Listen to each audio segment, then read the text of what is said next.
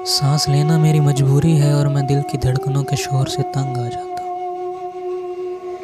मेरे सोच के खानों में जाले लग गए। मेरी बसारत धुंधली पड़ गई कि मैंने अरसे से आंखों के दरीचों पे दिए नहीं जलाए। मेरे कानों के पर्दे खुश्की से जल गए कि इन्हें बरसों से कोई तरह आवाज़ सुनाई नहीं दी। मेरी रगों में खून लावा बन के दौड़ता है।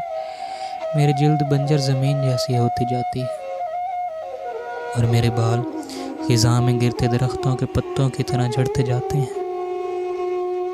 मेरे लबों पे मुस्कुराहटों का कहत पड़ गया और खुशी मेरे दिल का रास्ता भूल गई। मेरी खामोशी मुझे निगल गई और तन्हाई ने मुझे दीमक की तरह चाट लिया। अगर कभी राह चलते हुए तुमसे मिलना हुआ तो मैं तुम्हें बताऊंगा जाना कि तुम्हारे बगैर जीना कितना बड़ा अजाब है, और तुम मुझे देखकर जिंदा मत समझ लेना कि सांस लेना मेरी मजबूरी है और दिल की धड़कनों के शोर से मैं तंग आ जाता हूँ।